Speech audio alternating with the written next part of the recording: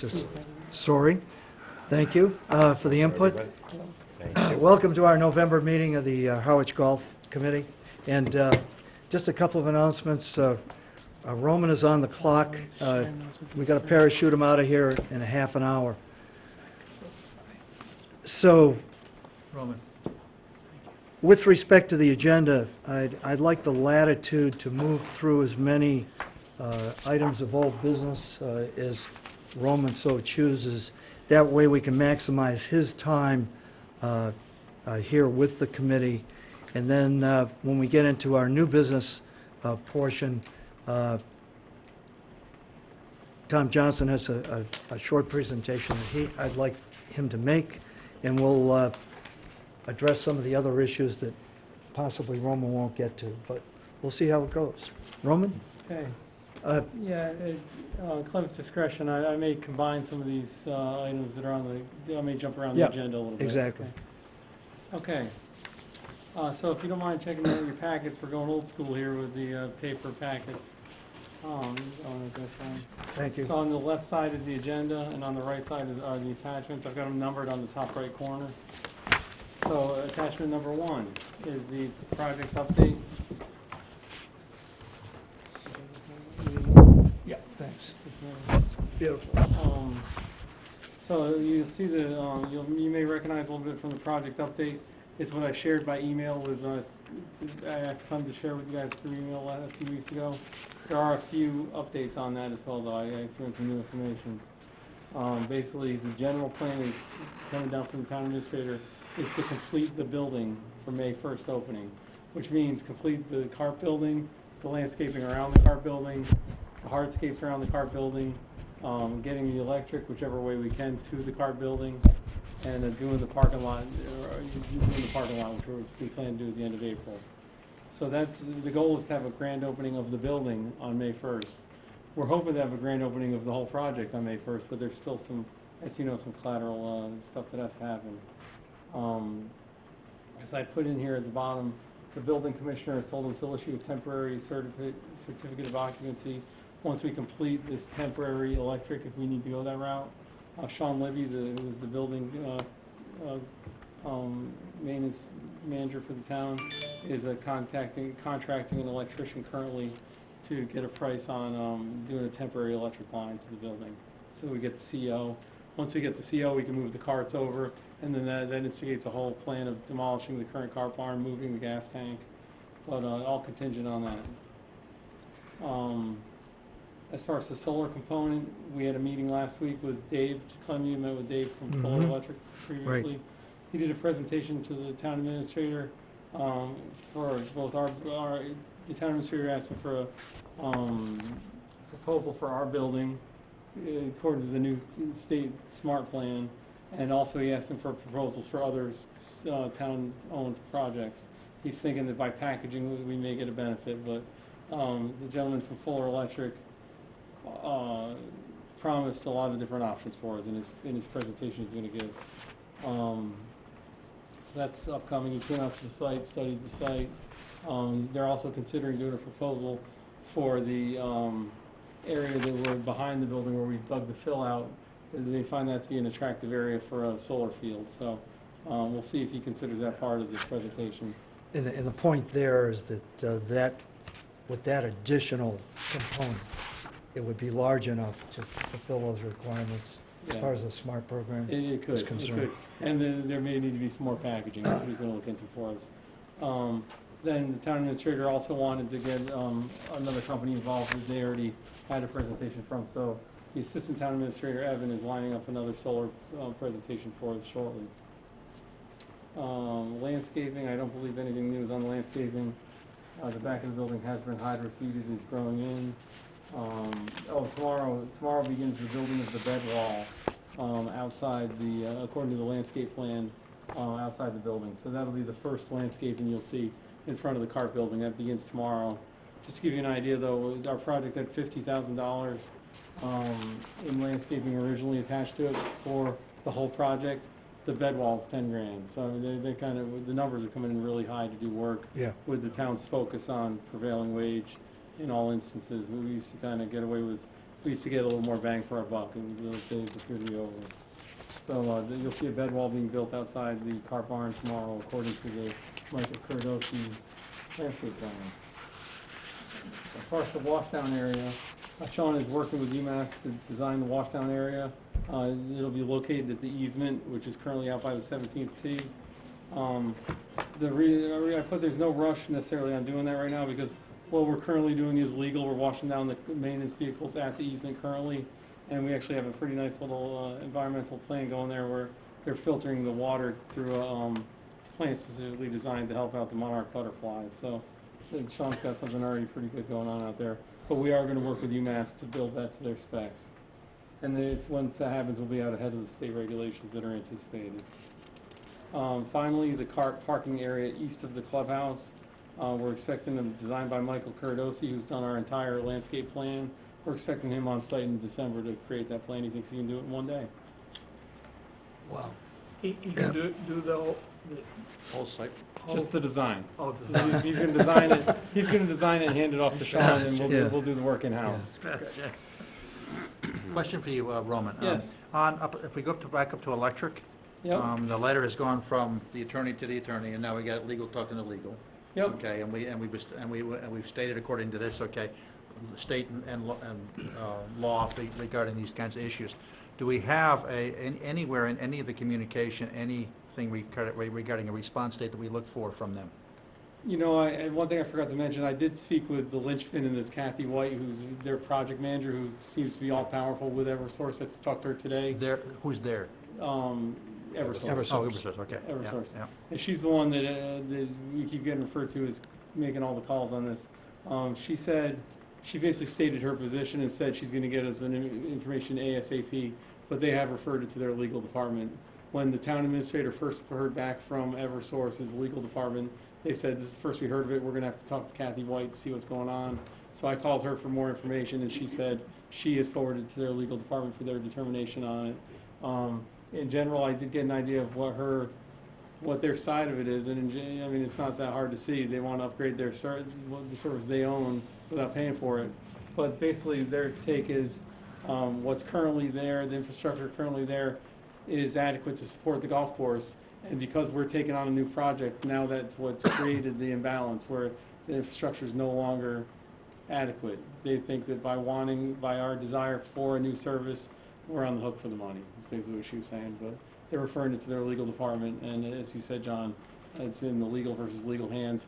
I was told that she'll get me an answer ASAP, but no date. Roman, if the trench is going from the maintenance shed to the new car park. Yes. And if what I understood you say is the current service we have is inadequate for the carts, Yes. what's the value of putting that trench in? So the plan, Jack, would be we would put the trench in and put the conduit into the Eversource specs so that it would be ready for the Eversource to bring in the three-phase power that would be adequate. We would run through that conduit, which would have 4 lines available to it. One line that would be temporary, that once that line becomes obsolete and we do the full plan, they could just blow that line out. So, But has Eversource agreed to do that? yes. Oh, they have? No, they haven't. We would do that in-house. We would do that in-house. Sean Libby, the facility maintenance manager, is contracting an electrician in-house. Okay. Okay, so we got a big pipe, and we're gonna have basically the Eversource solution eventually. Yeah. And for now, we're gonna have another line, okay, which is gonna run in, so we have power in that building, so we at least get a CO, correct? That's right. That's exactly right. That way we could move the carts, Then we would move the carts, and that would instigate that whole, now we can demolish the car barn, now we can move the gas tank. good. Yes. More progress, people can see the better. Okay, Yeah. good, Yeah. that's great. Question, and I apologize if this has already been asked. This little battle we have going on with Eversource, if we pay for it, how much is it gonna cost? Is it 10,000? Is We've it heard an estimate of half a million or 200 grand, 200 grand? 250 grand. Our project had 50 grand put aside for the electric, which sounds like is what we were asking. Our work order should be about 50 grand. Okay. What they want us to do would be take it to about 250. Okay. Is the loose estimates I've heard. Given the work that Eversource has done, that we've contracted with them for Saquatucket, Right. Would we, and this on top of that, can we use one to help leverage the other? I would hope so. It's in the town administrator's hands really to negotiate that. The phone calls currently, since it's a legal situation, are going from the town's lawyer to the town administrator and down to me. Okay, all right. And what's the drop dead date that we need to know when this electrical system, situation is gonna be defined so that we can do the cart lease and know whether or not we're gonna go gas or I've or talked to the electric? car and- companies. We've got a little time. I get the sense that we're gonna know in the next few weeks, probably 2 weeks or so, yes or no from Eversource, if it's doable or not. In fact, Sean Libby is on hold a little bit with doing the temporary line because he's waiting to hear back from Eversource, so we don't waste money on the temporary line when the solution may be right around the corner. And if it turns out they're gonna drag their feet on it, then we'll do the temporary. But to answer your question specifically, the lease on the current carts expires on February 28th? February, yeah. February 28th. So Okay. we need to have a new lease in place mid-January, let's say, I would guess? I'd say so, because the cars need to go, we need to order them. Yep. We need to go in production. Well, we're sort of jumping ahead, okay, but at the same time, Roman, you're working on a Plan B in case that falls Yeah, through. yeah. Which I'll talk about, where, Yeah. if When we you're when we sure get to that. Yep. Sure. Okay. Okay. Okay. All right, and then the town administrator did bring, he, as part of his address to the selectmen last week, he brought the selectmen up to speed on the cart building, so that's all pretty well known. Let's see what 2 is. So 2, I'm gonna jump right into the winter work plan. Clem asked me to include this because we've kind of got a changing landscape of in town with how we're doing projects, and it's really a lot more paperwork, but you'll see our procurement checklist on here. This is just gonna be standard for all the projects we do. Shows the vendor that won the bid to do our cart paths and bunker surrounds that are part of our winter work plan, which is Weed and Feed. They've done a number of projects on the golf course, not in my time here, but Sean's had a good background with them, and they installed the irrigation system in 2007. They built a few tee boxes, so they won the bid at $53,947. And you'll see the summary of the project. That's going to the selectmen tonight for approval. So this is kind of hot off the press. The selectmen are going to approve this tonight, and we expect Weed and Feed on the grounds of the golf course tomorrow to begin the project. And this is coming out of the operating budget, not the... This is operating Not budget. the golf improvement budget? That's right. And the cart path on the 6th hole will go all the way out to the tee, Yeah, all the way to the tee. So when you're teeing off, it'll be a circle around on your left side. as opposed to short of the Right. tee. And on 12, it's going to do on the left-hand side? It's going to be the cart path going to the green, and it's going to begin much further on the left, much further into the fairway, and create more of a bailout area for the golfers. These cart paths are following the cart path master plan Mark Mungen made, so we're following a plan that's already in place. Gotcha. Gotcha, thanks. And everybody has a copy of that. Okay, while we're talking about it, let's see if this is right. Okay, yep, so we'll go right into the capital, the attachment number 3. This is what I presented for this year to the capital outlay committee for our capital requests for the upcoming years. And Rome, we can assume therefore that as far as the capital meeting, which was held on the 23rd of October, this is more or less a summary of Yes. what took place there. Okay, Yeah, so so that'll take care of that item on the I'll agenda. cover a few, I'll cover that, and then I'll cover a little deeper too, what's on our priority list. So I had 2 meetings with capital outlay consecutive weeks. We presented our capital requests, which are on the summary page in front of you. And then, they actually had me back, because when I left the room, they had a discussion about golf should be paying for the debt that's currently outstanding. And so they called me back in to say, let's see your fund balances and discuss you paying debt that's currently on the books from the town. And the town administrator and the town finance director both found that an inappropriate request, and so it didn't really go anywhere when I met with them. But it is kind of an interesting, And we know why. it's kind of interesting that when you have funds, you're going to expose sometimes. So we'll get to that on attachment 4. In general, I'll go through these really fast. The spreadsheet on the bottom, we've been working off for a few years now, and it begins in FY17, so it shows what we've been doing, and the 4 columns of it show which funds the project is being funded from. So you'll see under FY19, with the work that currently went out to bid, was completion of the landscape associated with project, and tree work for holes 5, for the front 9. That's going out to bid next week. And then you'll see all the way over on the right side out of budget, 12 green, 6 T car path, and resurfacing of old car paths. So upcoming, what I submitted for, you'll see the abbreviations, golf improvement fund or budget. And FY20, we're about to submit for these. Tree work on the front 9, that'll be installment 6 of a 6-year project, so we'll be complete with our tree project we took on. The big one is bunker surrounds.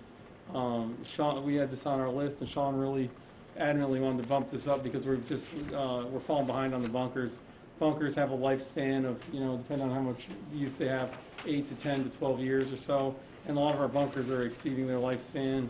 We hear more and more about the liners in the bunkers, the faces breaking down on them. So we're gonna do a major bunker surround project where we're gonna do all new sod around the bunkers that are most used, and dig out the liner, put new sand in. So that'll be an exciting new project that'll help us get ahead of the bunker's lifespan. Is there any kind of grass that's maybe more tolerant of salt, of sand, that you could put down? Yeah, Does it we will seem follow, well, that's actually, I don't remember what it is, Jack, but that's in the USGA recommendations that Jim Skorowski gave us. He went into detail pretty well about what we can do for bunker surrounds. But yeah, we will do the most. The problem is, it's pretty obvious that the bunkers that see a lot of action, they get just so loaded with sand. Yeah. The sand flies out, and now the soil is so sandy Yeah. that it becomes tough for grass to grow. So, like I said, you have to look at bunkers like they have a lifespan. It's not unlimited. They need this work periodically. And then out of the budget, we would do the holes 10 and 1, following the Mark Mungin cart plan for car paths. This is really all setting up in FY21, beginning the major project of the Mark Mungin T project. That would be 2 consecutive years of $115,000.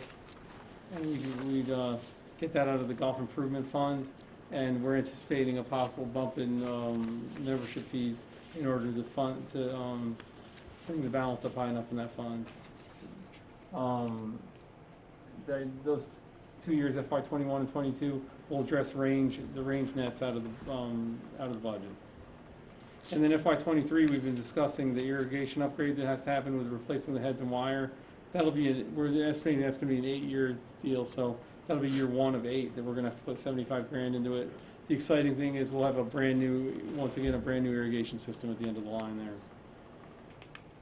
You'll see the design of the 3-hole putting course and practice course. That's in FY23, so that's pretty far out there. As I mentioned at the last meeting, we're already hearing from the MGA that there may be a possibility of some funding if it came through as a first tee project. Mark Mungin, who I told about the project because I've been in touch with him recently, he's pointing us in areas where there could be grant money available if you do a first tee project. So we'll see. As we explore that, if there's funding from outside, that may bump that up. That could accelerate. It could accelerate the the project, project. One question I would have on that is there an increased probability of us becoming first tee eligible if we take the first step and do the design and show that we're serious about? My initial conversations with the MGA is they're ready to open a first tee satellite at our golf course right now. They'd be ready to for next year. I told them kind of let's wait and put the infrastructure in place to handle it. So I wouldn't want to just throw a bunch of kids on our already busiest golf course on the Cape. No. Yeah. I agree. But they're ready to go. Yeah, I was just curious if we move that up a year or two, if that would increase the probability of us becoming first tee eligible and increase the probability of further grants when we actually go to do the work.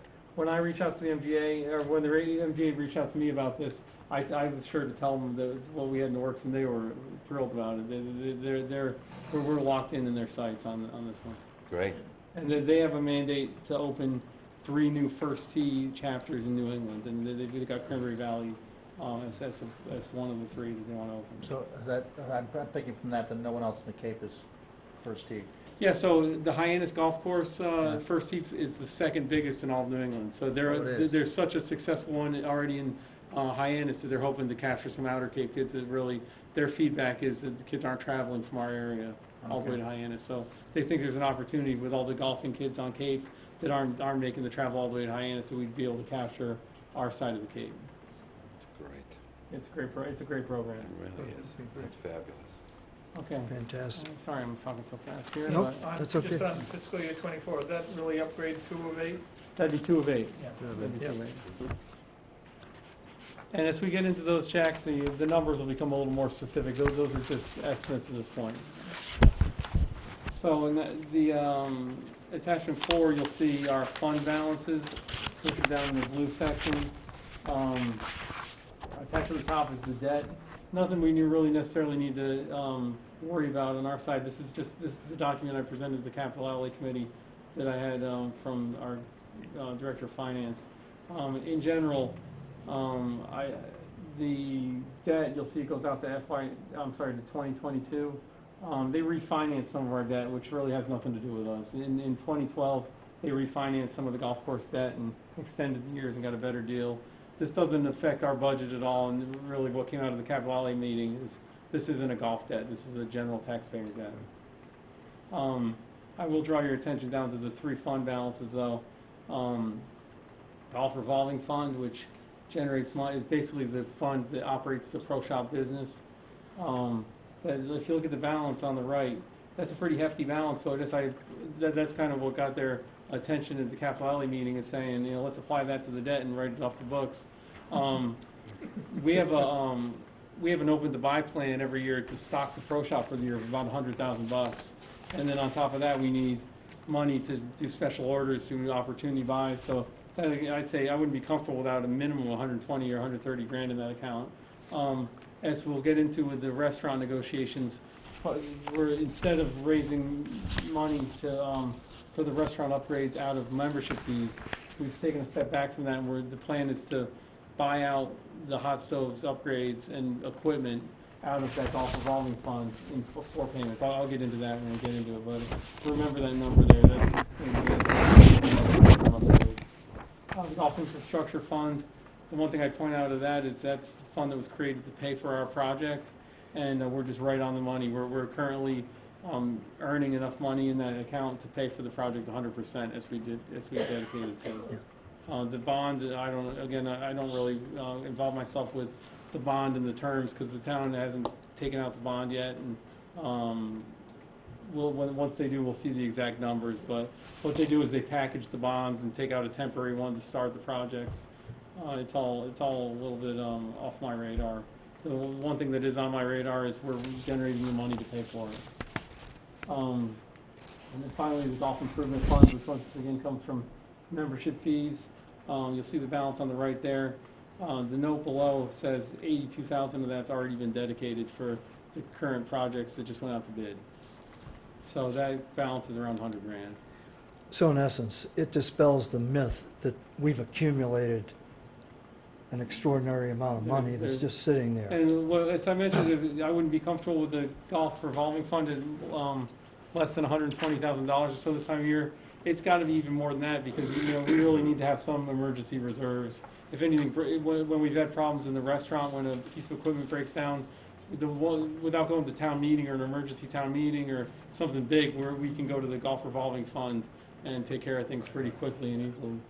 And with the new infrastructure fund, if you remember, or at least it's been said, we're postponing the reskinning of Sean's building, correct? Yes. And I mean, with capital improvements like that, that's what that fund's dedicated to.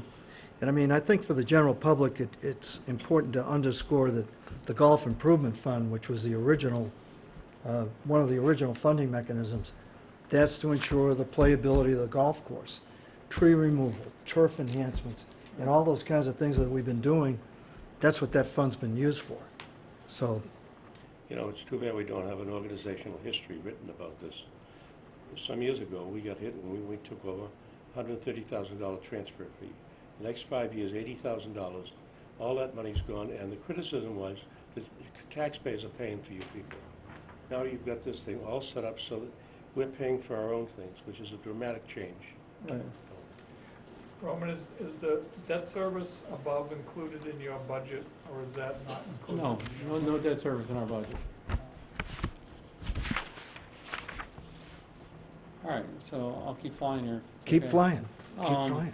Attachment 5, I included this just for you to peruse over the course of the next month. This is nothing I expect anybody to vote on. This is the work in progress 2019 tournament schedule. So please take a look at it. We will either next month, or it will be next month, I'll ask you to vote on it. We'll get um, approval at our December meeting. I think I highlighted a few big ones, where we've got a member guest back on the schedule for members. We've got dates for the Mass Golf Junior Girls Am. We've got the drive, chip, and putt once again. And then a number of our carryover events that we have year in and year out. You got the bets too on 6 Bay. Yep, so Yep. we've combined the Salute Military Golf with the Mid-Cape Men's Oh, Club. good, yeah, good, wonderful. So we're expecting better numbers, better support there. Okay. Where's that, where's that? May 6th. May Oh, 6th. there, okay. And that eliminates that conflict, right, Tom? What? There was a conflict there. There was a Yeah, conflict, yeah. yeah. So we're hoping for better numbers there. Yeah. Thank you for doing This one, I included attachment 6, and now I'm a little uncomfortable how sensitive this might be, because this is a signed letter offered to Ron that I presented to him and had a meeting with him this morning on, and he left without signing it. So when you take a look at this, don't consider this is something in effect, but in general, I think I can pretty clearly say what the bones of the offer are. It's to level fund the rent at $15,000 a year for 2 straight years, and then if you look down the incentives to offset operating costs, we'd raised our $15,000 a year that we do for maintenance and kitchen equipment to $17,500. That $2,500 extra, keep that in mind as we tally up numbers at the bottom. That will cover service contracts for his equipment, which currently Ron has to pay out of pocket. So the town would be assuming the service contracts now. The next line down, it shows the 4 dates of $10,000 payments, which would total $40,000. The majority of what that would purchase is the equipment, the big sandwich units in the kitchen, the shelving, and all upgrades, right down to the golf memorabilia hanging on the walls. Ron has priced that himself at $40,000, and the town administrator thought that was a good depreciated number, because brand new was it was about $85,000. So in essence, we will have a listing of Love an inventory. inventory. It's gonna be, Yeah. it's gonna set things up so that when he chooses to walk away, he'll walk away with nothing in hand. He'll leave everything behind. Except for the TV hanging on the porch. Yeah, true. That's it. The TV, the Good luck TV's getting in it off the it. wall. He says it's like lead. Um, Heavy as lead. Another big part of this is the golf department will purchase $6,000 in restaurant gift certificates on March 1st of each of the next 2 years.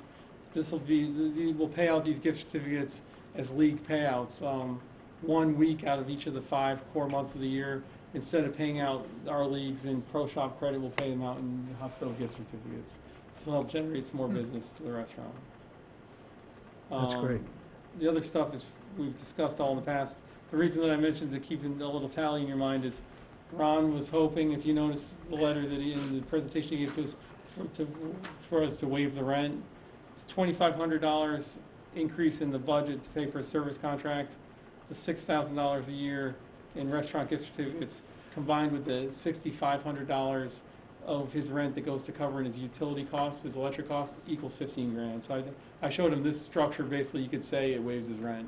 And really, we've come up with ways to, he'll pay us $15,000 and we're giving him $15,000 in value a year. Right. So again, don't take this as fact. He hasn't signed it yet. Robert, Yeah. just a clarification on your, you mentioned, are you talking about the sweeps payouts? Yes, yes. Yeah. Okay.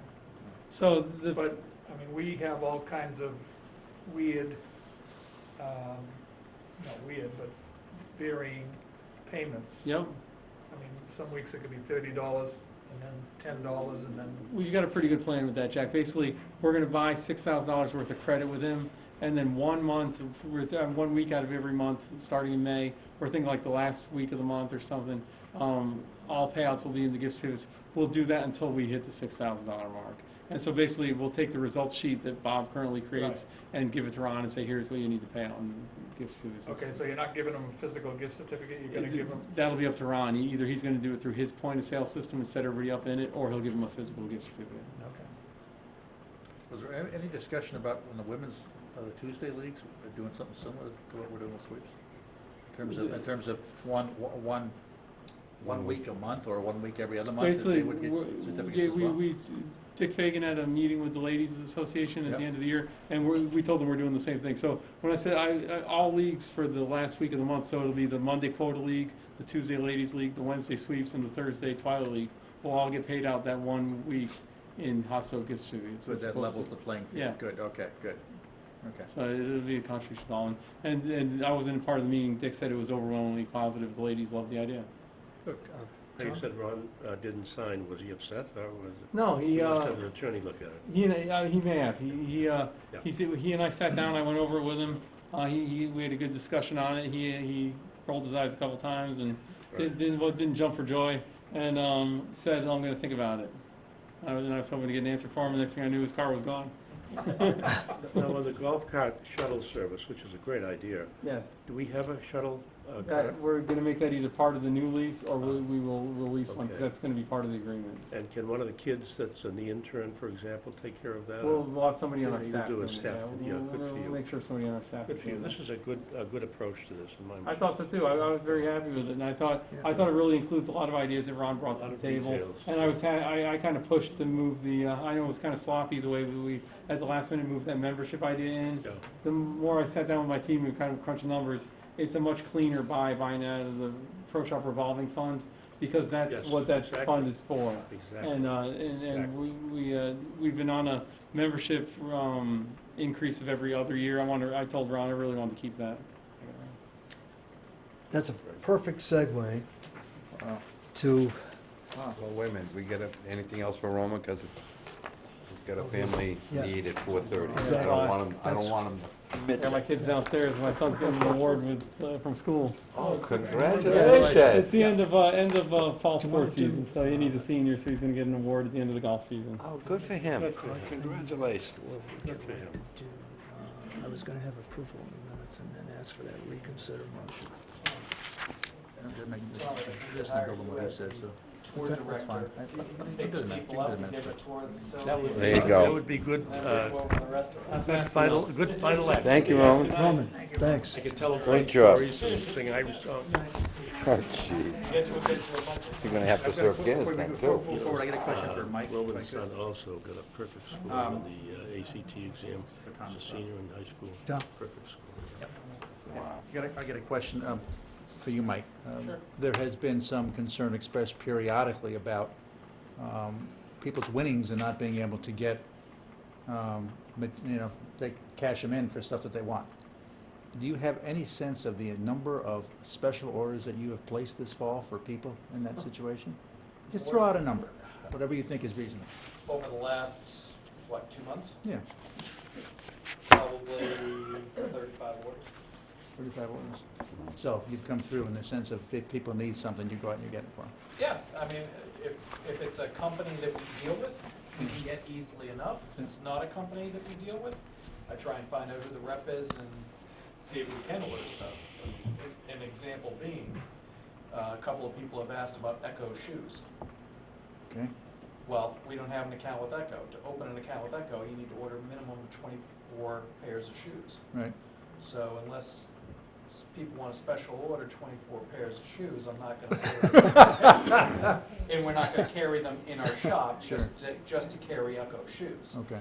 So, no, I can't get everything that people want, and here's the thing, I talked to Roman about this, we're gonna make it clearer to the membership next year when we send out a, beginning of the season informational packet or email or whatever we're gonna do. When you order something special order, if it is hard goods like shoes, clubs, bags, things like that, most of the companies that we deal with, whether it be Titleist, TaylorMade, Callaway, whoever, have minimum pricing. That we're minimum advertised pricing. That's what we're supposed to sell it for. Now, I can sell it for that and give you your member discount. But I can't just order something because, you know, people come in all the time, well, I see this online, I can go to Dick's Sporting Goods, or I can go to eBay or whatever, and I want this, and this is the price I want. I can't do that. Not when I'm dealing with those companies. Now, clothing, different story. Clothing doesn't have a minimum advertised price. So what we do for clothing orders is, if you want a jacket, a shirt, whatever the case may be, we'll give you our cost plus 20%. Good to Okay? know. Okay. So I want to make that clearer to some people that that's how it works. If you show me something on the internet, I'll see if I can get it for you. I'm most likely not getting it for that price. Because a lot of these big superstores or whatever can discount whatever they want. They're still not supposed to. You know, you're not supposed to sell a pair of FootJoy shoes for less than what the advertised price is. Yeah. I think some companies do, Okay. but Previous I mean- year models. Yeah, Yeah, previous year models, exactly. yeah. Well, and they Right. mark That's how those they do things it. down, and that's, to be honest with you, some of the stuff that I had in the shop this year, shoes for the most part, a good amount of the FootJoy shoes were end of the year models last year Yeah. that we got on close-up. Now, for 2019, I have a lot of Sun Mountain outerwear clothing for both men and ladies that I just purchased on end of the season closeout, that we can offer a more attractive price for next year because of that. Okay. that answer the question? Yeah, it Okay, did, yeah, it did. perfect. That clarification really helps because I just learned something there myself again. Thank you for that. Can people carry over the balance from year to year? The town will not allow No. carry over. Use it or lose it. Yeah. In the private sector, you can do that, Mm-hmm. but, okay, pursuant to the agenda, to get back to it, and I wanted to use Roman's thoughts and summary comments about the hot stove as kind of a segue to the following. First, I'd like an approval of the October minutes as presented by Mike Surgeon, and this was the meeting on the 16th. Motion to approve? Okay, second? All in favor? Aye. Okay. Now, based on what Roman just shared, and with some research that I did, I gave you a handout that basically says as a header, if we voted but later want to change that motion, how do we do it? Just so that in a parliamentary sense, for the sake of transparency, everybody realizes that this is not arbitrary, it's something that we can do. And I'd like to present the following to you. I'd entertain a motion to reconsider the vote that we took on October 23rd that basically said we would add to the rates and fees proposal a $10 charge to the annual fee player membership. In a second part of what I'm going to ask in this reconsider motion, we will amend the rates and fees as proposed by the Director of Golf to simply include the charges that he outlined in that original meeting, which was basically carts only would be raised, the $1, $2 fee. 7-9. Okay? So the $7.90 stays. Yeah, exactly. Okay? So, to proceed, and these are the ground rules for this, I need a motion from someone who voted in the affirmative on the original motion on rates and fees, and then a simple majority will take us to the next step, which will be a change in that motion, simple amending of the motion. Make a motion to reconsider. I'll Okay. second that. Second? All in, any discussion? Discussion, yeah. Yeah. Now, does this have to go back to the selectmen for an alteration? No, this is the beauty of it, that one of the other qualifiers, Tom, is the fact that this, if we had acted upon this, Yeah. we'd be out of luck, you know. If you would implement it. Yeah, exactly. Okay, So the fact that we had not implemented, and we've been in this holding pattern right. because of the hot stove Right. primarily. And so that what he presented tonight was, in fact, an arrangement with him so that this is not necessary to do, right? Right, exactly, exactly. And we'll have as he explained, we have the funding mechanism in place. Yeah. So, Good alternative. without further discussion, all in favor? Aye. Okay. Now, the motion to amend, it would simply to strike the $10 increase in the annual fee membership. So a motion to make that amendment, So moved. So moved. okay? Yeah. Second. Any discussion? Okay, all in favor? Aye. Perfect. Thanks for doing that. Well, That's good. I just felt that our director was put in a very awkward Yeah. place. Yeah. All of us were in a sense because of the timing. Yeah. And I think that in the outline as proposed to Mr. Leidner, finally creative minds, Yeah. you know, came up Real creative. with a much more focused plan. Yep. So, One question on that? yeah, If I may. If he decides not to renew, right. do we have alternative people that we're going to go seek? Or how do we get somebody to take over if Hot Stove is not gonna run the restaurant? That opens, I think his contract runs till the 31st of December. right, exactly. And then And that's. And the that's great when he- part is, you know, in the language of the contract, we're looking at that 2-year renewal, Right. you know? And I think that this is something that we certainly want to keep close to us. Yeah. As far as Steve, as far as I'm concerned, that clock is starting to tick. So should we, so again, no one's answered my question. Do we have anyone else? And if not, Well, I have heard of it. how do we go I've heard of solicit it. them to, Well, we've done this To before. get in front of We us. put out an RFP, and then we interview people that come before us, and it's a crapshoot. So an RFP has not been created yet. No. However, you have heard there is interest in case we ever wanted to Right. look at Plan B. Oh, really? Which, that would come from an RFP, Yeah. response to an RFP. And the good news, Yeah. Did I- yeah. did I- And the good okay. news is this. Yeah. We finally have refined that RFP for restaurant services where it's a pretty good working document.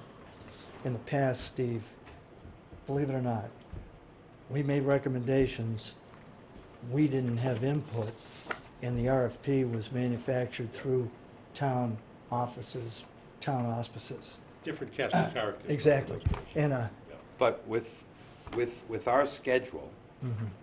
I don't know what the winter schedule is going to be, and an unknown date of when the hot stove guy is gonna make his decision, do we need a certain drop dead date by which, if he decides not to renew, we Well, get that process It's going? a great so that- point because, December, I would think, yeah. yeah, yeah. December. That's why, for example, if you look forward into the agenda, John is going to speak to the cart lease, because we're in the same situation there. I want Roman to have a green light. That's what you're advocating. Right. I think that's a good idea. We can bring that up, Yeah. Steve, at that meeting. And by the way, if you noticed, the next regular meeting is the 18th. So I hope that works for everybody. Of December? Yeah, I had it on, Yeah. I always post that at the bottom of the agenda. And I leave it up to Roman, because I think he does a great job Yeah. with it, but Yeah. we should, And we could even. I would recommend that we tell Roman that we're planning on, if we don't have an answer, a definitive answer on renewal by the meeting of the 18th. I like that idea. That we intend to send the RFP out. Whether or not Roman uses that in negotiations or not, a leverage, Yeah. I'll leave it up to him. The extension of this ends December 31st, 2 years from now. And so if he agrees, we're all set for 2 years. Yes, I understand. Yeah. I understand what you're saying, Steve. But I think that's a good idea. I don't know whether you can force him to commit prior to the end of his contract. Right, right. It's We- really, And we don't necessarily have to, No, but exactly. we're certainly free to send out the RFP before the end of yeah. the commitment.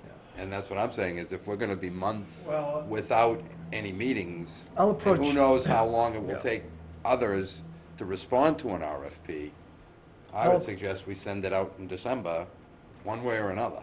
Steve, I'll approach Roman and we'll get clarification on that. yeah, but if Okay. you send it out, then you've, in effect, eliminated him Yeah. as a candidate, Yeah. unless he wants to respond to the RFP. Exactly. That doesn't mean you couldn't No. lay the groundwork for, No, I For wouldn't doing touch that. it. I mean, I just, again, let him respond to this. I understand what Yeah. you're saying.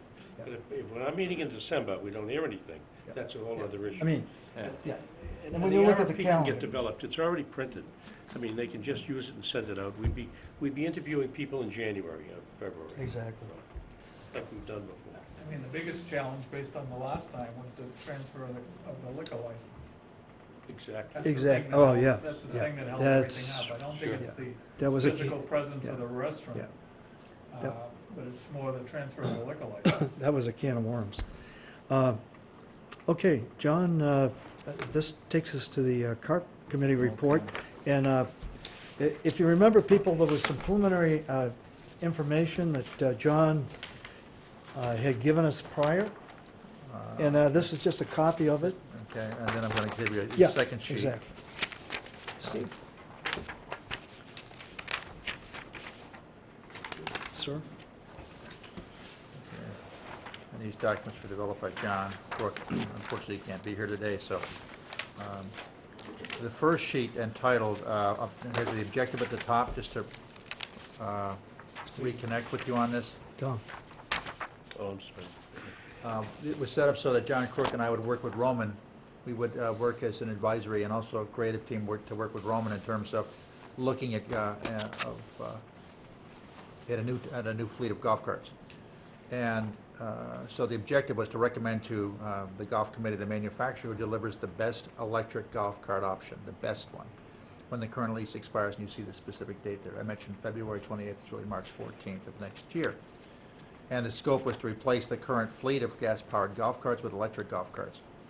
And I'm not going to read all of this down, okay, Right. but if you skim it down, you can see some of the rationale and some of the guiding principles that helped us in terms of begin looking at this. In terms of the timeline, this is the original timeline, which is now changed. Interviews of the manufacturers in May, we did have that, all three of them. And cart testing and feedback was in June, we did have that. RFP development and bid process, that was underway, but then there was some, I can't say whether it's complete yet, but that's sort of on hold now with the electrical situation with Eversource. Task force recommendation, we had hoped to come back to the golf committee in August. That, of course, is on hold now. And then the approval and contract negotiation in October. That is, of course, now changed somewhat. Let's move to the second page, if we could, to give you more of the current thinking. After our taking a look at these, with interviews of the manufacturers, looking at the technologies and doing the testing, the type of battery that we think is optimal is a lithium battery. It's the newest technology, it's zero maintenance, and a 5-year warranty. I mean, and in addition to that, what you can do is you don't need to recharge these things overnight to get them back on the course as well. So therefore, we can actually, when someone comes in, after having gone through 18 holes, we can plug them in, get a partial recharge, and then send them out again, okay? So we get increased utilization of the carts. Needless to say, it's eco-friendly, which is consistent with where the town is going. And it's clearly, these, having ridden them, they're lighter than the current ones we have now, and of course, it'll have less of an impact on the turf of the course. When he Go ahead. talks about the weight you're referring to, Yep, I mean, it's hundreds of pounds yeah. because of the difference between the lithium battery and the conventional battery pack that you see under, for example, Steve, our beloved club car carts. The newer carts also are easier to connect to it, well, in general, to recharge, whether we use battery or otherwise. Yeah. However, we still believe, okay, that the lithium battery is the best of the two primary technologies available. In terms of the GPS in the carts, we are gonna look for GPS in the carts with what they call course management. And course management is gonna go green, yellow, or red, okay, based upon, for each cart, based upon the GPS in the cart. And will help the people in the pro shop to alert the rangers to go see the people who are the problems. So we're gonna get better utilization of the range as opposed to going around looking for problems. Will it have messaging capabilities? It could, it's a function of cost, it could, Okay. it could. There could be a messaging that says, hey, you're, Yeah, you're falling behind and. that's true. Does it give a message you're falling behind? Because a lot of them do. It that. usually, There are different, some of them have canned some of messages, okay? Right. Other ones don't, Right. okay? So it's a function of the manufacturer. Yep. But it's certainly something that's been looked at, and it's something which is desirable. Again, there's certain things you can put these things on, like streaming, ESPN if you'd like, Yeah, okay? no. But the cost of doing that's, it's Yeah, just obscene. that's- but and I think indirectly that answers the great question as far as people's perception that, quote, the ranger never got to the right person. Yeah. This way, it's Yeah. pretty much black and white. They're gonna Should. be. And they're it's gonna be- help the people, in the pro shop also, Absolutely. to take, and also Sean, to take a look at, okay, what's going on the golf course right now? Yeah. So I think that's gonna be really helpful.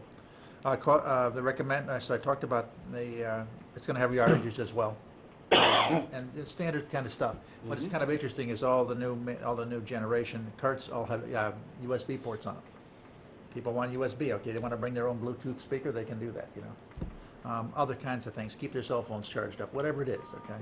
They're all in there as well. Do we have noise restrictions on the course? For music? Hasn't been a problem that I'm aware of. Yeah. Never had a problem. Could be, but. I mean, some of the younger people will take a Bluetooth Steve. speaker and, God bless them. Could be similar problems. 90s rock blaring through the course, it's good stuff. It's all Only about, control what you can control, Jack, What's what up? can I tell you?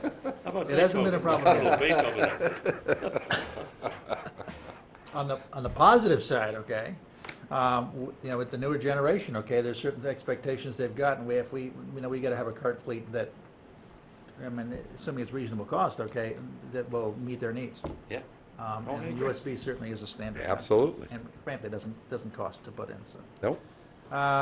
We've looked at 3 different manufacturers, and you see them listed. Our current one is Yamaha, and we were impressed with each manufacturer for different reasons. Let me just leave it at that, okay? Mhm. But certainly, all of them are very interested in responding to any RFP that comes out, and then we'll follow up with them and go through a systematic process for evaluating and bring a recommendation back to you guys. Is the RFP written?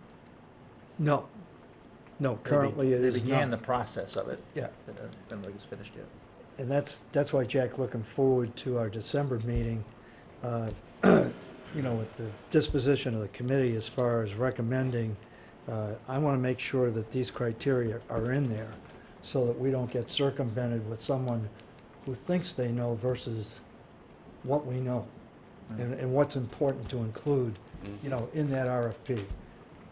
Okay. Item number 4 on the lease, the current lease, as you see, runs for 5 years through the 14th of March of next year. The cost is revenue-based, and since 76% of the revenues generated by the carts, okay, goes to the town, 24 to the manufacturer. Not the most ideal situation or arrangement for us. And there's all kinds of math behind this, okay, that I'm not privy to right now. Cart revenue in the fiscal year 18 was approximately 250,000, of which 190 would come to the town and 60 to the manufacturer if we stayed with the same formula. The new lease, we're looking for 5 years, and it could be either revenue-based or a straight lease. There is some issue regarding when the fiscal year starts in town and what options we've got in terms of how to structure a financing arrangement. Number 5, you can see that we need these carts by March 14th. That said, I know that Roman has been working behind the scenes to look at Plan B if for some reason things fall through. And so, I mean, worst case scenario, we have Yamaha gas carts for another year. So hopefully that won't happen, but back to your point, Steve, I guess there is a Plan B. Yep. And consider. Yeah. Options, go ahead. I mean, are you gonna talk about your comments about the procurement officer?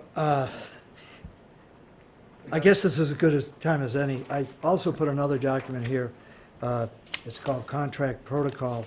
And Oh, yeah. thankfully, and this was somewhat accidental, I reached out to one of the selectmen that I think highly of, Mr. Ballantyne. He's always been a very square shooter. And I asked him to respond to the comments that I'd heard about us negotiating leases and what the time requirements were. Because I said I understood if we go beyond 3 years, that suddenly we will have to take our request to town meeting vis-à-vis a warrant article, and to get that permission from the taxpayers to enter into a 5-year lease. As cumbersome as it sounds, I thought there might be some flexibility. He said there is not. So consequently, it just adds extra emphasis on the fact that in the next month, I will be very busy with Roman crafting the necessary warrant articles, which the town administrator has started to, with his meetings in various town departments, express to them the desire to have everything in an accelerated mode. Because if we didn't make this move, we could potentially be very restricted as far as what we could negotiate.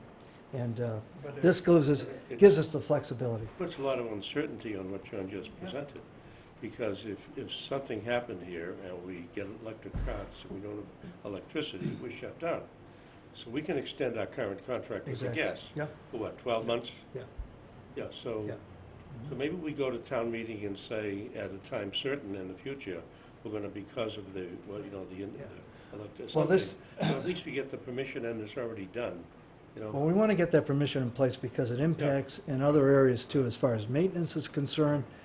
Currently, you know, you guys probably wouldn't be privy to it, but Sean Fernandez would probably have right now a new lease in hand with his equipment for the needs going forward for the next 3+ years, depending on the manufacturer, whoever he was dealing with. But they put the brakes on him. They said, no, you're not going to be able to do that this year. And that will be part of the written warrant article as far as the lease protocols going forward. So it's going to be maintenance as well as our cart lease. It even could impact on food services, because that's another vendor that we contract with.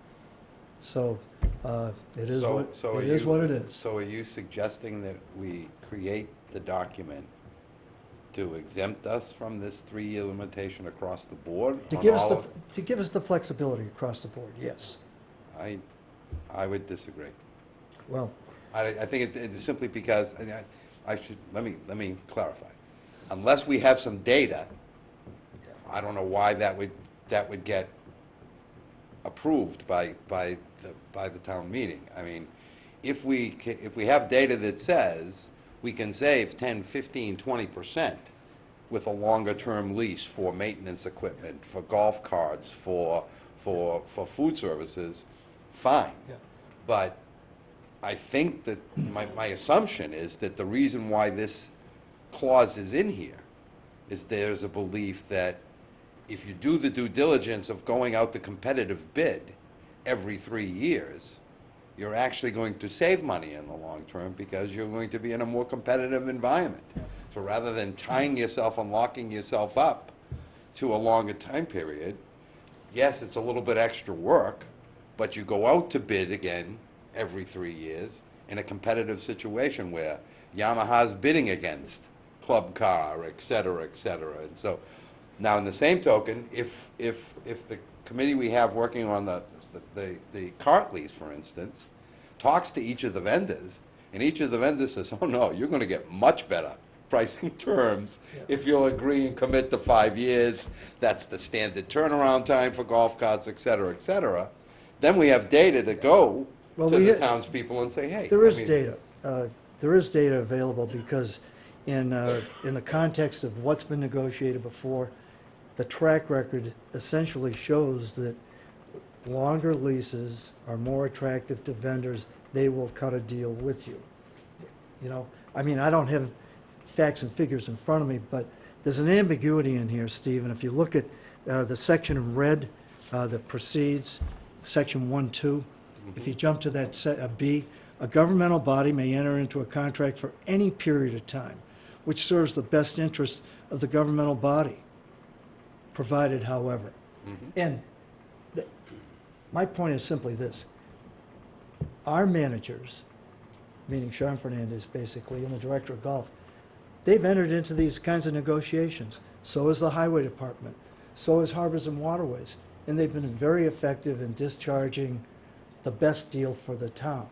So there's there is an ambiguity. But I think all they're looking for is flexibility here. So Tom. our position could be, if the town meeting turns it down, what do we do? I mean, picking up on your point about this, it seems like this is a town problem. Yeah. As you mentioned, they've got highway, they got docks, they got us, they got others.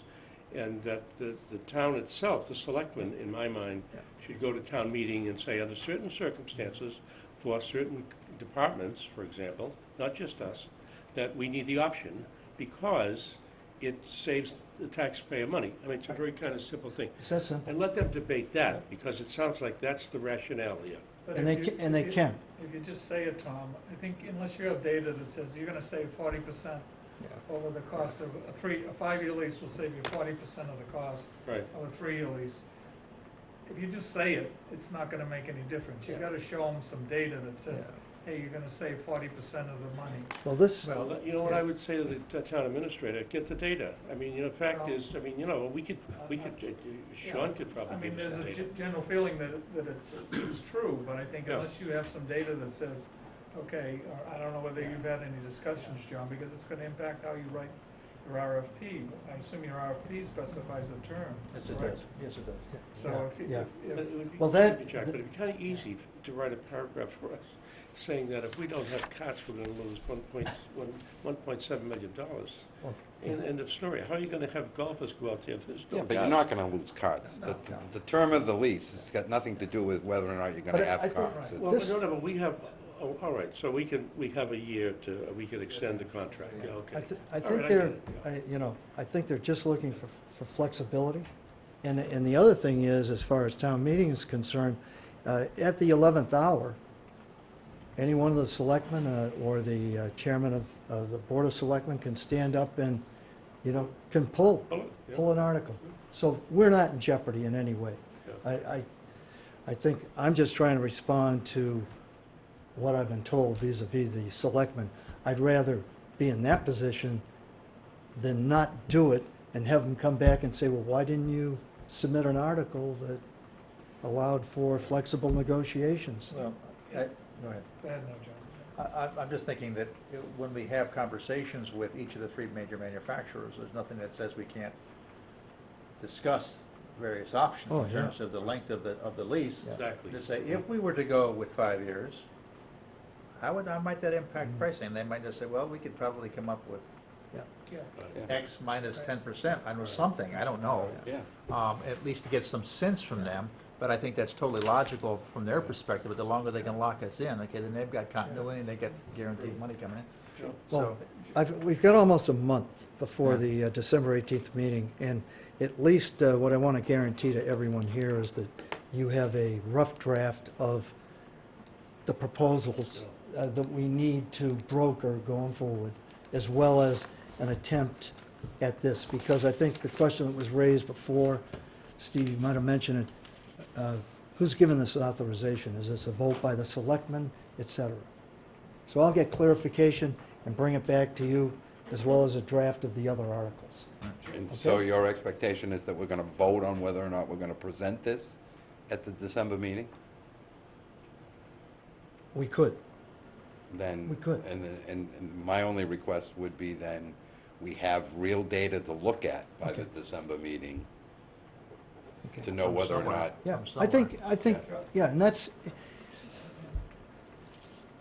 you could push back and say, well, that's past history, but it's certainly a good barometer of why these leases and why these contracts have been successful. And I think across, Right. But again, and I'm not trying to disagree with you per se, but we gotta, I mean, anytime you're looking to go against something that's there, you gotta understand where they're coming from. Yep. My assumption is, and my experience has been, typically, you're gonna get your best leverage points for negotiating costs at renewal time, at competitive time. Oh, sure. And so, by limiting it to 3 years, it's forcing a new competitive bid process every 3 years. And so you may save 5% by going 5 years instead of 3. You may save 25% if after the 3 years you go and renegotiate in a competitive situation. So, I mean, Hard to know. yeah, Hard to know, it's, Steve. It's hard to know. exactly. John, just So- a clarification on the current lease, Yeah. is, you say it was 190 to 60, is that our only expense associated with the lease? There's no flat fee or anything like that, so for 5 years, we paid $300,000 and we generated $1.2 million or something like that in revenue? I don't know the answer to the question. I don't know. I can get it for you, I really don't know. No, I don't know. I just think it would be useful to know as you Okay. go into the, Okay, That's a good point, Jack. okay. Let me look into it. And this Okay. must be, this must be new, correct? Uh, Since the, It's- since the last lease was 5 years, and you said Well- that Sean's always done the Here's- lease on the maintenance they Well, equipment on the for 5 maintenance- years? They haven't been doing it. It's kind of interesting. Did a restaurant lease for 5 years. Yeah. Really? well, Yeah. it's 3 years with an Good option. option. The Well, three an one, option. But this says in that And if three-year that's term illegal, we includes could do all that. that. Steve, Yeah. Steve, that's why, you know, maybe it's just parsing words, but the more traditional has been a 3-1-1, which is basically what we have. And that was kind of the established standard. 3 years was always out there in the public eye, but the manufacturers, you know, trying to get that leverage, they kind of work toward, you know, negotiating longer terms. Do we know when this new I'll find out. rule and And maybe ask at that point in time, what was the mindset behind it? What was the reasoning behind? If traditionally it's always been 5 years for the town, why did they change it to 3? I don't know. Okay. Thank you. Any other discussion on I that just, point? to close that out, John? I mean, we can pursue, you know, the conversations with each of these 3 manufacturers, to talk about 3 versus 5, but that's not gonna be definitive. No, In of addition to course. that, I can't, you know, we're also, on the other side, we're saying, well, if we did this every 3 years, we'd get a better deal. I don't know, how do we know? You don't. I don't, so I'm You not don't. sure how much value there's gonna be in that conversation. John, at least you have an estimate of what the difference might be. Yes, Sure. Right. I mean, and you need to phrase it as an estimate versus, you know, exactly. we'll Yeah. save 40% more. It's estimated that we'll save 40, whatever the number turns out to be. Good I'll be point. happy to raise that with Roman. But you know, John, you've done, this is yeoman's work. I would think that to bring this to the town administrator and say, hey, give us some guidance, because we think. Well, the we big can- thing is- We think we can do better with a 5-year contract than a 3. Help us figure out how we can do that. Well, I want Roman to have that ability to do that because, like, to the point Steve raised before, when we're not in session in January, et cetera, you know, that RFP, we're gonna have to rely on him to craft that. You know, that will, you know, if we're on that timetable. So, you know, this way, at least he'll understand what the committee is interested in seeing and what the general public, I think, is interested in seeing. As far as, Understand, while we may not be meeting as a committee, yeah, John and I will continue to actively support Roman in anything, anywhere he needs Yeah. help in this process. So Absolutely. that doesn't Yeah, stop. that's great. That doesn't Yeah. stop. exactly. And he seems to appreciate that support. Yep. I mean, you Okay. almost have, Excuse me, go ahead, John. Jack. you almost have to have this RFP crafted by end of February Yeah.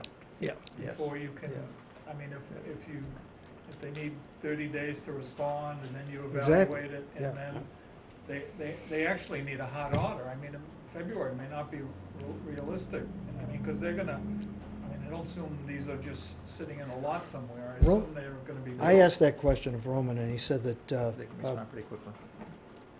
basically with something in place by March, you know, they do have carts. They do, okay. Yeah, they more or less build your fleet, so to speak, out of their inventory. And, Much faster than you'd think in terms of their Exactly, response. That's what exactly. Roman told me. yeah, Clem, before you go any further, I got a copy of this. Everybody got a copy of that, of our town charter has been amended? oh, yes. Has that yes. been amended now? Or is it in the process of being amended? The reason I I'm ask not- is this, I'm not sure, Tom. because it says, over the years, the golf committee was responsible for the supervision of the operation and maintenance of the golf course, period. That's now changing from having full power responsibility. We now will only recommend governing policies. Okay, this is a policy. If this has already changed, it seems to me we need guidance from the selectmen, because all we can do is recommend. In the old days, we make decisions and we implement. Yep. Apparently, that's, Yeah. I don't know if this has been approved yet.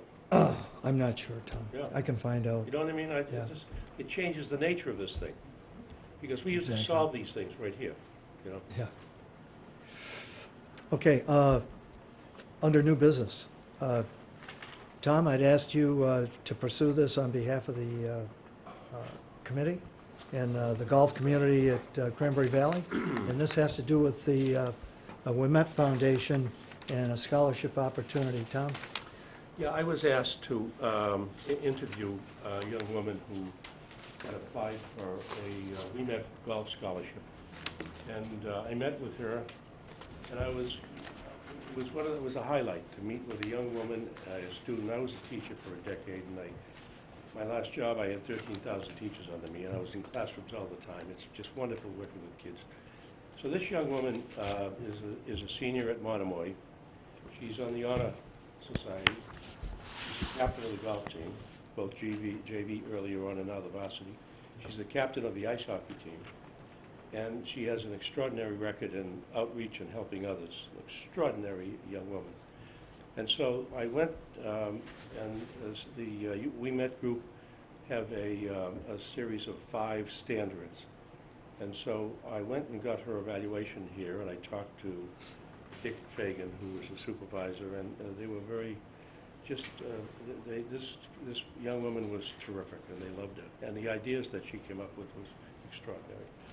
So I gave her very appropriate marks, and I sent off the form, and I hope that she get it, and I told her to let us know if she did. And that's public information, Yeah, but correct? the other benefit for me was my father played with Francis Wilmette back in the 1920s, and over at the country club in Brookline. And Did he beat him? Up at Tom, did he beat him? Salem Country Club. Did he beat him? What? Did he No, beat- No, it was he didn't play in the same foursome, but in the same group. And it was Gotcha. all part of the, the guys, and kind of the golden age of golf with Bobby Jones and those guys. So it was just a thrill to contribute like that for this kid. Anyway, that's my story. Okay, thank you very much. So, I appreciate everybody's flexibility as far as the way we moved around the agenda. With no other business at hand, I'd like to entertain public comment, since we have the public present. Anybody? Ladies? I have a question. Sure. I don't know who can address this, but how many members do we have at Cranberry at this point? Do we have? 1,150, 1150. 1150? And I think that Roman mentioned very quickly something about expecting more members. Is there ever going to be a cutoff, or is that something the town's never entertained? And who determines what that number or cap would be if there is? Generally, the number has evolved through the Director of Golf's recommendations. And, I mean, we've fluctuated from a high of 1,500-ish, 1,500.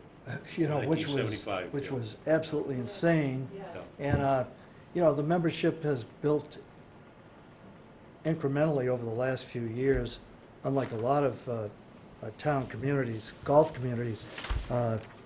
We've had the luxury of building our annual fee player constituency. And, that's something that, Tom? About 7 years ago, remember we were down around 850, or 8.25, and we did a demographic study. And at that point, we opened up to people that work for the town. They could do it if they lived elsewhere, et cetera. And then we opened it up to other towns over time. So it get back up to 1,100. So that's the history. I asked Roman last year, I said, do we know what the optimal number of members is? And he said he didn't have a formula for that.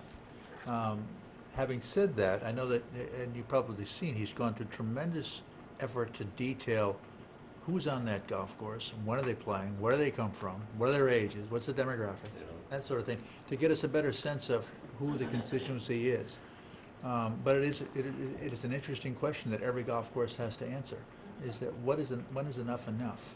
I think one of the things he has stated though in meetings here is that the distribution of tee times would change depending on the memberships. Right now it's 60-40 during the week, and if the membership went up, he'd change the distribution of tee times from members to non-members. On the weekend, I guess it's still Thursday, Friday, Saturday, Sunday, it's still 50-50, but I know he's committed to change the distribution of tee times allocated to the various entities based on the membership. What the numbers are, I don't know, Yeah. but Excuse me, but what would be your motivation, I mean, as far as the question is concerned? Do you feel that it's, About tea times, you know, trying to get tea times, in particular, let's say Thursdays and Fridays, and I know that the weekends is crazy Yeah. with people coming, Yeah. food cake, but mainly for guests that we have, it's sometimes really difficult to get a foursome, for instance, on a Thursday, a Friday. And so I was just curious about how many members we actually have. And I thought that there was some talk about the numbers going up for members next year. Is that correct, or am I? Number of tee times? Yeah. The plan is that there will be a little bit bigger percentage of member tee times next year. I'm the one that puts the tee Yeah. sheet together for the year in talking with Roman, so that's probably my December project, is putting together so that we're ready in January to start taking advanced tee times and everything. and what, You know, it's not an easy process putting together a tee sheet. You're Yeah. starting with a blank slate, and you're talking 365 days of putting things together, and we're talking leagues and tournaments and everything else. So there is not really an exact science to it, but I do take, you know, as best I can, you know, finding that right percentage and making sure that the tee times actually are that amount. Now,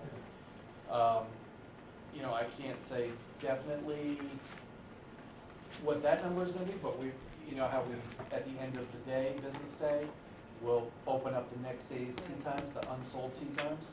I know we'll still plan to do that.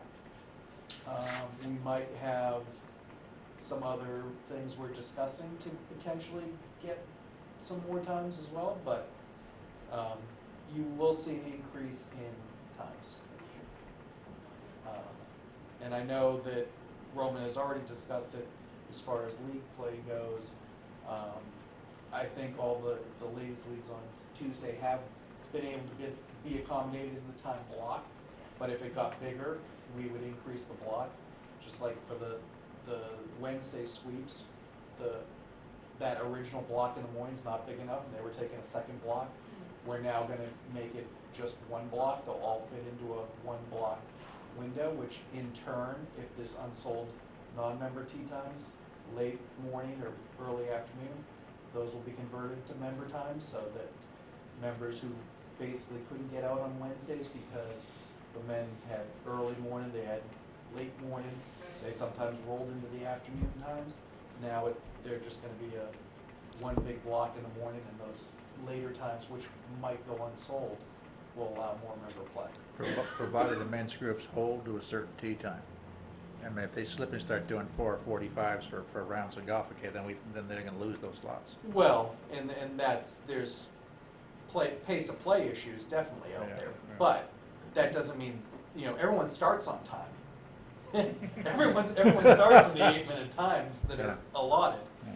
They just, you know, can get delayed out there on the course. Right. But that, hopefully, with a new cart fleet potentially and the Yeah. GPS tracking and better flow, I mean, there's spots on the course that are always gonna bunch up. We know that when you get to the 4th hole, people are already calling the pro shop, hey, yeah, we gotta back up on the 4th hole. Right, we know it happens every day. But, again, to your point, we are working on getting more members out on the course. So, every day. And the other good thing, Oh, I'm sorry. oh no, I was just going to mention that what drives the whole ship is the Chelsea system. And the good news there is that Roman very proactively has kept us up to date as far as Chelsea's concerned. And they analyze all that data, tee time allocations throughout the year, and it's pretty extraordinary. So Mike's ability to analyze that is very, very sound. And I do have, over the course of this winter, I will be talking to Chelsea about ideas that we have, if there's things that we can create with them. You know, so Chelsea, even though they have courses all over the country that they work with, they are coming up with new ways of doing things in the system. As a matter of fact, I know last year when we started doing online memberships and online gift certificates and different things, part of that, they're using what they created for us now for other clubs. So it kind of works both ways. They might have things that they work at other clubs that they can tell us, here's what they do, and then change the system to implement that for us. My other yes. sort of off-the-wall question is, has there ever been a female ranger at Cranberry? I don't know the answer to that. And- I don't, not to my knowledge. Would you like to be? Slot, if a slot were to open, to whom would an interested female, and I'm not saying me, apply? Roman. Direct- Roman. Well, no, those outside positions go through Dick. Dick hires the outside staff, Pam hires the inside staff. Okay. Yeah, but Dick has gone to Florida now, right? Yes, but we won't start taking Okay. well, I mean, we could take applications and hold them, but Right. usually when he comes back April 1st, he'll do the hiring for the outside staff. Oh, okay. No, I was just curious. I came from a club on the North Shore where we had one female ranger, and everyone kind of looked around and said, well, I wonder why we've never had one. Good question. I think it's a great, It's like a president. great, Come on, stop it. Come on, let's go. you would, and of course, we want to pay her equally, correct? Absolutely.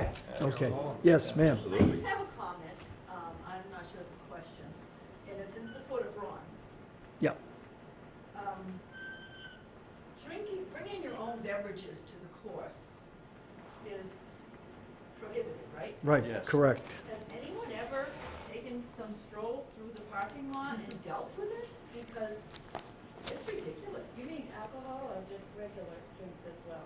Alcoholic beverages. And I I think- think if that were stopped, and they went inside, they would appreciate the great job that Ron does in the comfort zone that he creates there. I think that's an excellent point. If it helps, I mean, what's transpired or taken place has taken place, but going forward, part of the conceptual parking lot renovation and everything will be something that personally I've advocated. We made a minor step forward with this, but we intend to have television surveillance in that parking lot to corroborate any kinds of issues, because there are a lot of legal nuances with carts up there, potential accident, the kind of issue you're addressing, because it's astounding, but in today's world, were you drinking in the parking lot? Absolutely not. Well, here you are on camera drinking. Oh, really? I guess that is me. I mean, in today's world, you better have some backup, and at this point in time, it becomes hearsay. I mean, the legalities are one, Yeah. and two, I think it's Yeah. unfair to Ron. Absolutely. Absolutely. Yeah. Agreed. I know that Roman's been very much invested in, for example, group outings. Well, you would know this, Mike. Yes. It presents a challenge. Yeah. I know that a letter was sent to one of the big outside tournaments that brought their own alcohol, that will no longer Yeah. be allowed, and that all alcohol purchases have to go through the And restaurant. and I, Even things like, I mean, especially with groups, I mean, smoking the cigars, and they stop right on the 10th told to come in, and if you're sitting anywhere near on the outside of the restaurant, I mean, That- and I don't know what you do about that. Yeah, as I said, that might be a little harder But it's issue, really but overwhelming sometimes. There was one group that was up there one time, I remember talking to Pam about it, and these guys were just totally off the wall, out of control on so many levels, it wasn't fun. Yeah. And, you know, not a care in the world or respect for the horse. It was, Okay. Which opens the door to what you had mentioned, they can bring their music boxes with them. We're creating a disaster, something like that, but, pretty much every course you go to now allows music, as long as you can only hear it in your group, you can't have it. And most people that do bring music with them, you don't hear it, even if you're in you're on the green, the foursomes in the fairway. They don't play it loud enough usually where you can hear it.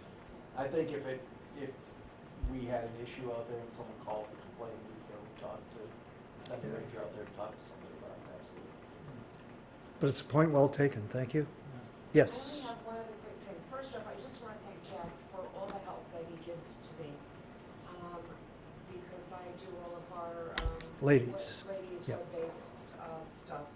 And we could not function without the support that we get from Jack. So I'm enormously grateful for, A, the things that he catches that I screw up, and B, the fact that he is as accommodating when he gets something. But it leads me to the next step, which is the new contract apparently that was to an off-site resource or whatever for the interface above Jack.